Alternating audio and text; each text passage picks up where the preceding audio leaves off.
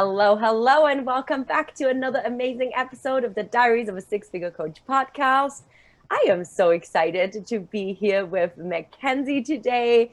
We have sort of just met over the internet because Mackenzie reached out to me after listening to this podcast. She particularly had one of the episodes in mind when I spoke about the pedestal and how we're pedestaling people, and it kind of inspired her to reach out, which I thought it was awesome. Mackenzie is an awesome business coach. She helps MLM women in MLM actually leave their networking companies to start their own coaching businesses, which is incredible. And so we started chatting, connecting, and here you are. Welcome to the Diaries of a Six-Figure Coach podcast. I'm so excited to have a chat with you. I'm so excited to be here. And yeah, since the last time we talked, the pedestal episode really stood out to me. I listened to the breakthroughs episode as well. And you're talking, with Alicia, I think her name was, and getting triggered in the online space. And just something that stood out to me, it was, when she was saying so many successful entrepreneurs are struggling in silence, because it's like not something you talk about in the online space. And that really just like hit home for me, truthfully. And kind of, everything, obviously, with your podcast and the pedestal, and me coming from network marketing and supposed to be placing people on a pedestal. That's what you do. Like, you have people you look up to, and that's, who you aspire to be. And you are kind of told to be that, and they give you their content to share. And like, so you're trying to become versions of them, and you lose yourself in the process. And I think that's really what your podcast has been giving to me, showing me that it's not just like something that little people struggle with, it's sharing your authenticity in this online space. And it's something a lot of people are struggling with right now. Wow.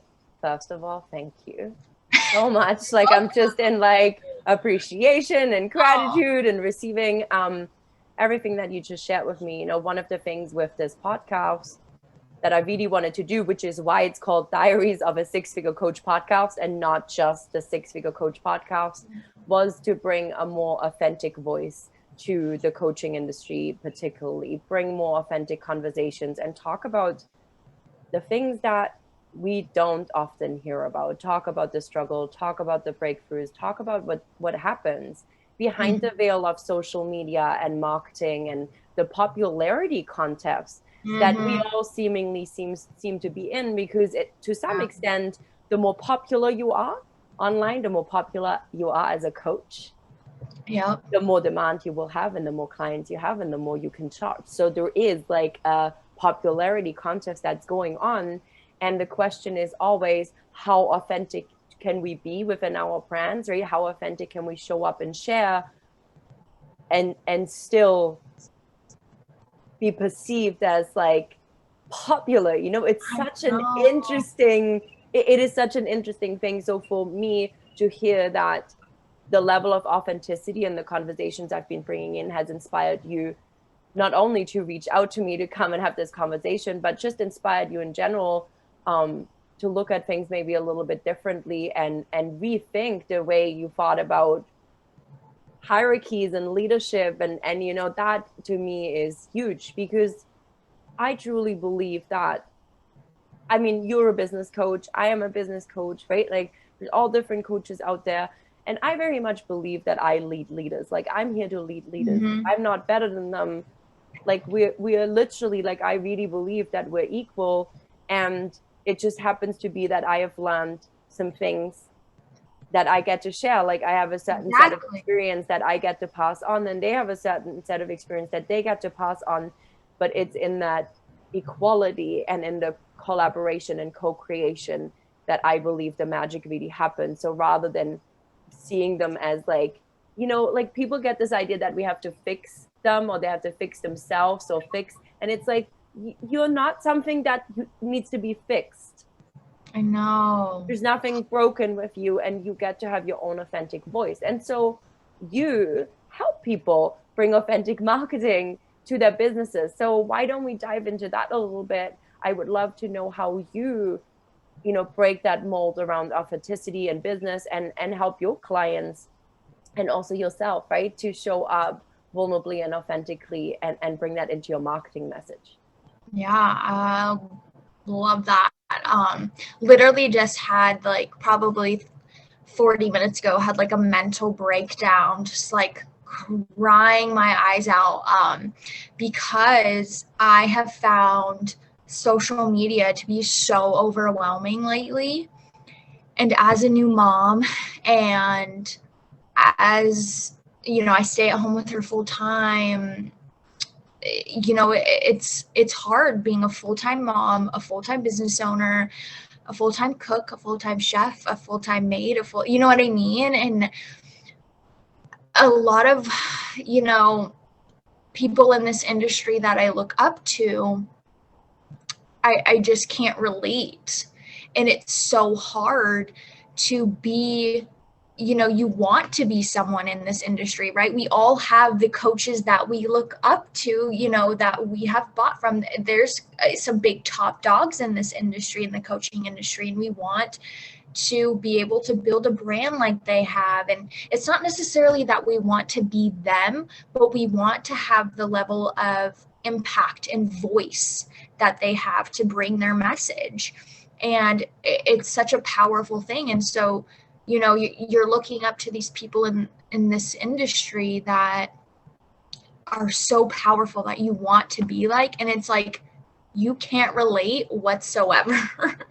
So like and you try, right, the way they run their business, you try to replicate, and it's just not happening. And so I learned from a very early on stage. I got into network marketing when I was 18. I actually got into the makeup industry. I hate makeup. I don't wear makeup. I've had cystic acne since the age I was 13. So any makeup actually made my acne worse. And so I got into a makeup industry, which was so unlike me, but I felt like I needed to be someone that I wasn't, to like show up as this like persona online. And so maybe like doing makeup was a way that I like entered the online space as like a different person, right? And so failed miserably in that business, obviously, because there was no passion behind it. I was literally just selling makeup products. And I really started to find my voice when I joined my second network marketing company, and I saw the possibilities of what marketing online could do. And I saw, so many people being leaders and speaking on stages and being on calls with the CEOs of the companies. And I wanted that. Like, I didn't care about the products in the marketing, company. I didn't care about that. I cared about being a leader and sharing my voice. That's what I cared about. And so when I joined that network marketing company, I started to find my voice. And one thing that always stood out to me in network marketing was the fact that like you had to be someone that you weren't. Again, like this like inauthentic like way to live your life. Like you go on vacation and you are on the whole time, right? Like you don't get breaks. And I remember so clearly, and I'm so open about this, like we had a pool in our apartment complex, and I'd go to the pool, I'd like lay out, I'd take a picture and then go back inside, because I wanted to be like, oh my God, I'm laying out by the pool today, like working, right? And it's like I look back and I'm like so like sad that had to be my, like I had to fake my reality to think that that's what it took to be successful. And I would say probably, a year in is when I finally started to make a brand for myself around being this young girl, this redhead girl. My first brand name was Redheaded Dreamer. No one knew me by my name. No one called me Mackenzie. They literally called me like redhead dream. Like no one knew because I was like so like into that brand and sharing who I was, and the no makeup selfies, and my life just being a complete mess 100% of the time. And I think that's where like the authenticity started to show. It's like I made it possible as well in network marketing. I had very well success in that business using the marketing efforts that I did, was just being myself. I'd say it took a lot of work to condition myself out of the trying to be perfect and trying to appease an audience, and especially in network marketing when everything is like, don't you want to be me because I'm on vacation and I have all the money, and look at my new fancy car, and look at my house and what it's done for me. And I was living in a studio apartment, 400 square feet. I worked 50 hours a week in a nursing home, changing diapers, right? I like didn't have a fancy life. And I think embracing that made me appreciate the fact that I was able to have the success that I did. And it's so funny because my story obviously begins in my little studio apartment, and I would film Facebook stories sitting on my toilet. My shower curtain was my backdrop. And I was like so open about that. And I was like, this is literally my life. Like, you have to be able to be yourself in this industry, because if you're not going to make it far, right? And so I think that's definitely where it all started, and how I continue to market that message and bring that life into my clients is allowing them to just be themselves openly and honestly with me too. And letting them know, because I have to be the example, right? If I'm teaching authentic marketing in my message and who I am, and I'm not allowing my clients to do that, or teaching them a different way to, be fake, or, you know what I mean? Like, it's not going to work. The vibe isn't going to be there. So showing up authentically as myself as well will help my clients be able to do the same. And whatever that looks like. I have an 11-month-old. I'm a new mom. Like, again, we still live in a tiny ass apartment. Like, for so long, I would have been ashamed of these things, right? I film stories on my couch. Like, my little blanket is like my backdrop, and I don't give a shit. You know what I mean? I don't know if we're allowed to cuss on here. I just don't care, right? And you just can't care. You just have to be able to share your message so loudly that you're making an impact, and you're doing it in a way that feels so good to you. Like, and that's the message I want to share as well. Like, it's always been about building a business that feels so good to you. And if you can't build a business that way, it's not going to last. And so that's like, the main thing with being authentic in this industry, I feel like.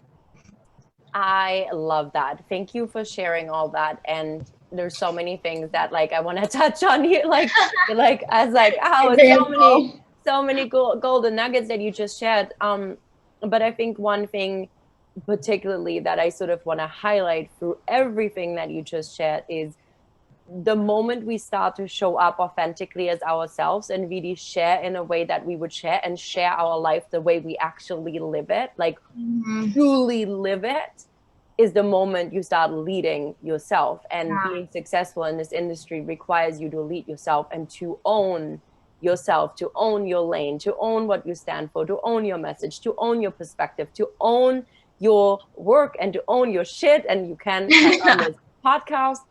And I think that is so important to understand, because for as long as you are trying to be like somebody else, or speak like somebody else, or do all these things that for the longest time we were taught to do in this industry to be successful, you're literally blending in.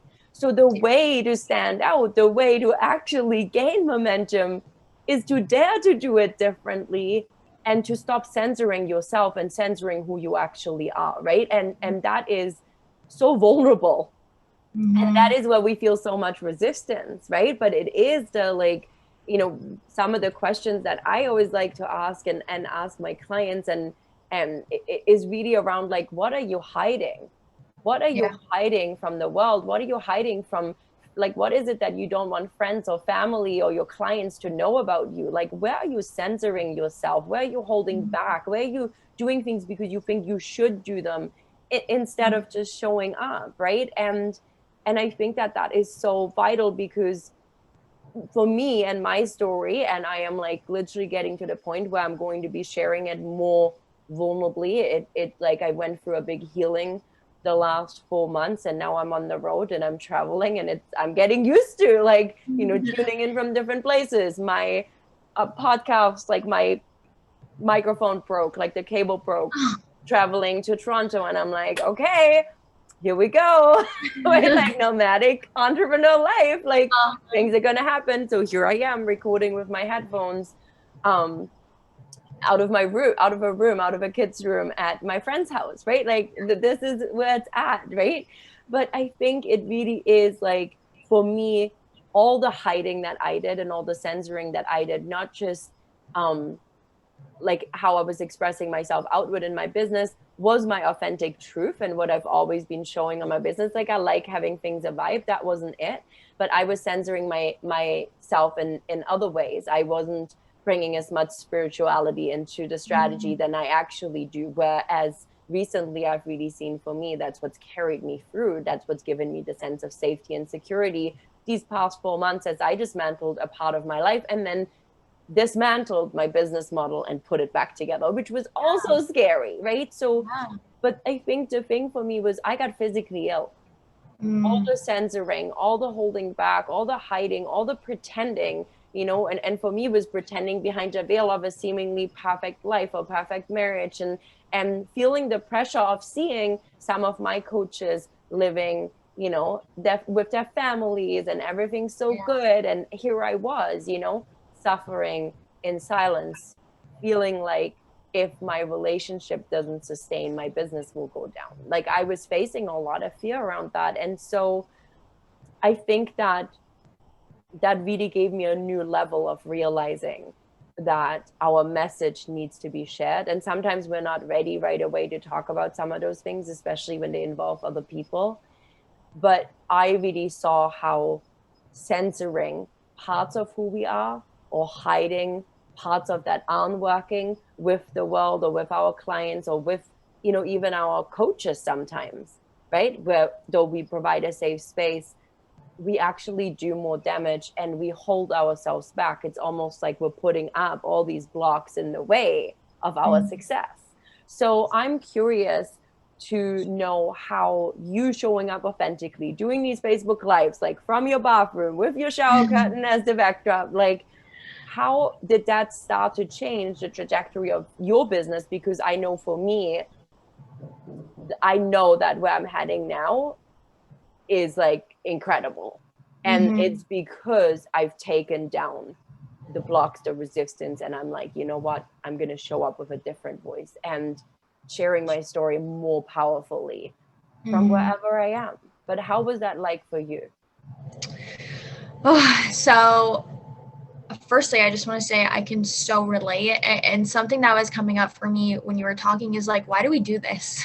Why do we censor ourselves? Like, our real, like, it's something that is like, it confused me for a very long time. And it's like, why was I doing this? Why am I holding back? Why, you know what I mean? And I think a big thing for me is like when I started to, again, take those walls down and really show who I was, and I was able to say, like, okay, so when I was in network marketing, I had a pretty successful business, 300 customers.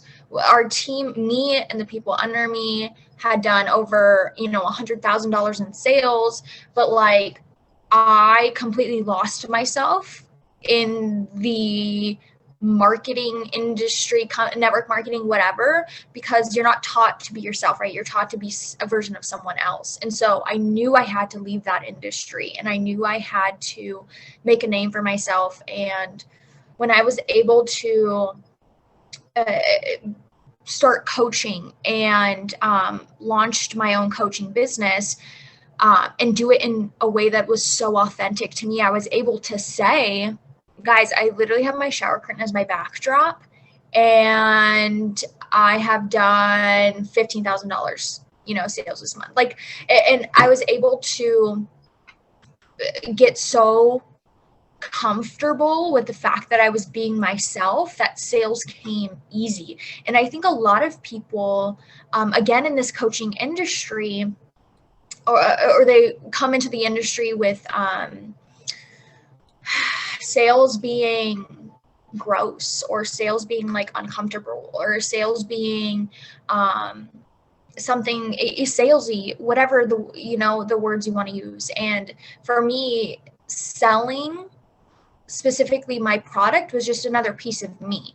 And I had to say, if sales and selling and your business and something that you've created, like with your blood, sweat, and tears, is making you uncomfortable, then you need to change it.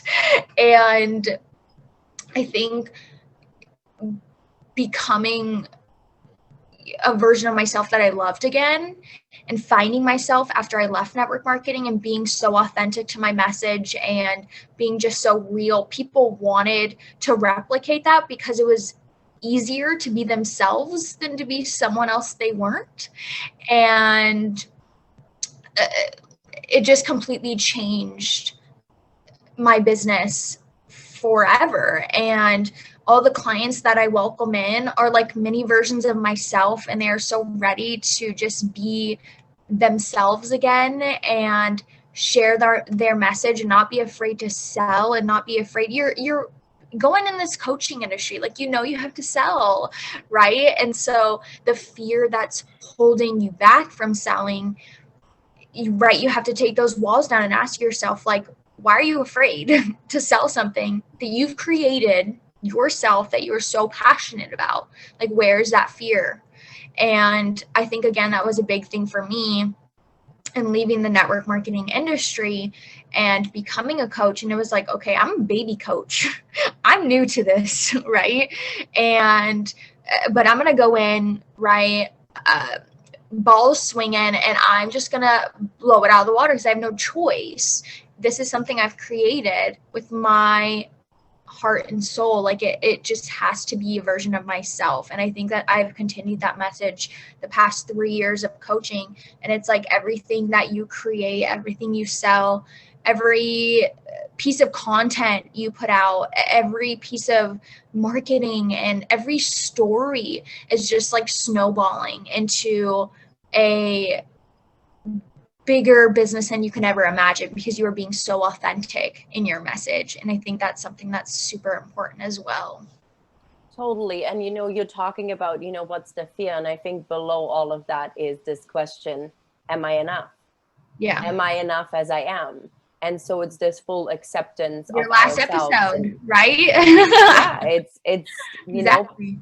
Being like really owning our worth and owning who we are. And when we do that, we're able to actually lead others and guide others on that journey too, right? So I love that you help your clients really own their own stories, own who they are, and own the gifts and how they share them. And when we do that, you're right. Like, you can't fuck up being yourself. Like, I always say that, like, I can't fuck up being me. Like, literally. That is literally the one thing I can't.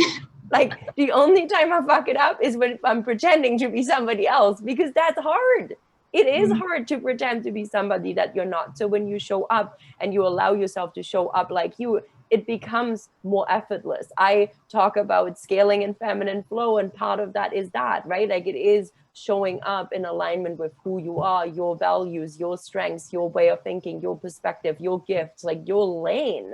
Because when you do that, everything else just becomes an extension of who you are. And by merely being who you are, you attract more of what you actually want. And so this is the cool thing about being able to build online businesses, because this is an industry where you actually stand out if you are yourself.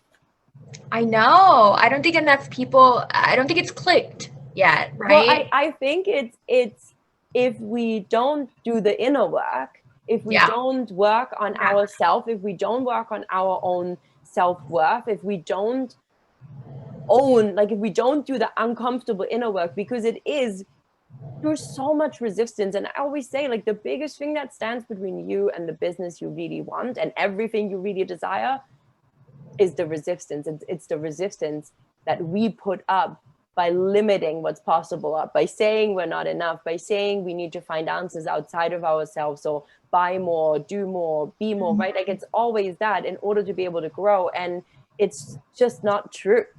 It's just not true. But it's easier to buy into that because we love to externally blame, right? Like we love, it's easier to say, oh, I must not know enough, than saying, I'm not really owning who I am because I'm afraid to be rejected. I'm afraid to fail. I'm afraid to look like a fool online. I'm afraid of, maybe being insulted sometimes, right? Like the online space, you are essentially needing to put yourself in a position where you're seen and where you're heard. Yeah. And that is a position that also comes with tremendous responsibility and vulnerability. So you got to be able to handle it and to have the capacity to hold it. And so the only way to get there is doing all the inner work and getting really honest with yourself, right? Like, the strategy is amazing. I do a lot of strategy, but at the end of the day, you can have all the strategy in the world and not get there. Because if you're not aligned, like if you're not internally feeling it, if the way you're building your business doesn't feel right to you, it's always going to be a grind, and the grind will only ever get you so far. It doesn't mean you can't be successful being out there hustling and pretending being somebody else. Some people do, and they're very successful, but there's going to be a point in your business where the growth will stall, and the only way to continue to grow is to take down those walls. So, I'm commanding you for doing the work and doing that with your clients as well, because it is truly the path to not just more success in terms of becoming a six-figure coach or having, this income level that so many entrepreneurs aspire to, but something that is far more important at the end of the day. And let's just be clear here.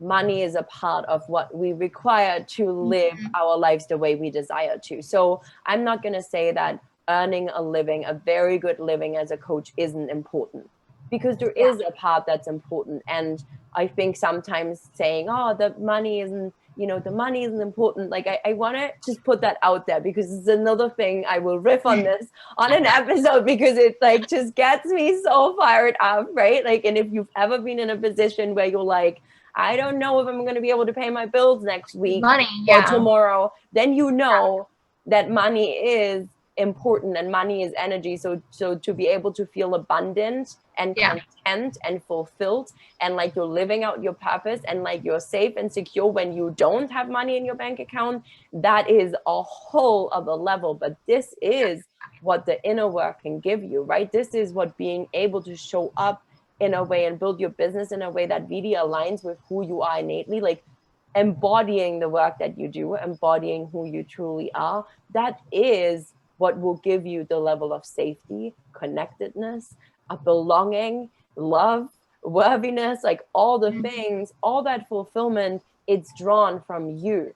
So if you're unable to give it to yourself, no matter what you create externally, you will never feel the way you want to feel. And so, I think that is why when we learn to do that, when we work on all that and do the healing work and the trauma work and remove all the resistance, and to me, that's a work of a lifetime. Like, it's the work of a lifetime. Like, there's always going to be something, like, I hate to tell you this, like, at any level. And Mackenzie, I don't know if you can relate, but to me, you know, it was like you build your business and you get to this 6 figures. And I remember a time where I was like, if I can just get there, then things are going to be so different and easier and this and that. And then you get there, and then it goes from, am I able to do it, to, am I able to do it again?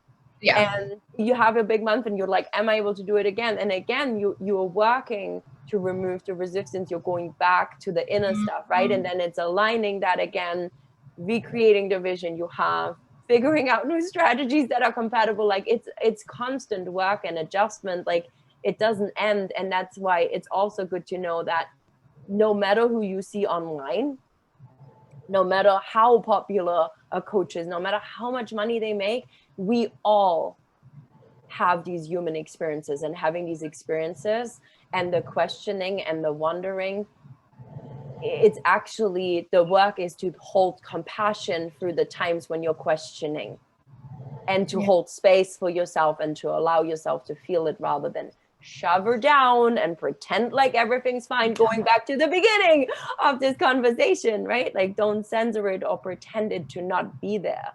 Acknowledge it and love it as much as you love when everything's great, right? But that is the point I found, where joy and fulfillment and contentment and safety, and security, which I believe are, safety and security for me are the number one thing that you've got to be able to feel in your business to be able to build it. And for as long as you don't feel these things, being able to create something that's long-term and sustainable is going to be very much difficult, because it's out of alignment with your path. Oh, love that. Love so this powerful. Oh my God, so good. Mackenzie, with my amazing listeners want to come and follow you, which I recommend they do, check out what you're up to, follow your amazing authentic journey, see what authentic marketing looks like in your world, where can they find you? So I have an Instagram. It's at Mackenzie Heflin with little underscore. You can just search MLM Dropout. And then my Facebook group, my little community of MLM dropouts, but it's just called MLM Dropout, that Facebook group. I love it. And we're going to make sure that both those links are in the show notes as well, so you can find them really, really easily. So before I wrap this up, I have one last question for you. What's a piece of advice that you would give somebody who maybe has listened to this conversation, they're inspired by showing up more authentically in their marketing? What's one thing you would say, start here? Oh, goodness. I think if you're listening and you're like, man, I just want to show up as myself, I just want to be myself, but I don't know what that looks like, right? I just urge you to do the work to find it. Just go in like being so blind about what this industry even is and what it like calls for, and just do your own damn thing. Like, say what you really want to say. Don't look at anyone else. Delete everyone, block everyone, and just find yourself again in this industry if you truly want to have an authentic and successful business, for sure. Oh my God, I love that so much. Do your own damn thing. You better make a quote square on Instagram with this. I love it. Do your own damn thing is the best. So with this being said, thank you so much for being on the Diaries of a Six-Figure Coach podcast. It was amazing to have you. I feel inspired and lit up from this conversation. It's like giving me all sorts of things to talk about on this podcast. I'm going to have to make like little notes to bring that in. And I appreciate you. I appreciate you also being a listener and loving the podcast as much as you do. It means the world to me. And I know our listeners will benefit tremendously from this conversation today. So thank you. Yeah, of course. All right, Mackenzie, we'll chat soon, and we'll be all back next week for another episode of the Diaries of a Six-Figure Coach podcast.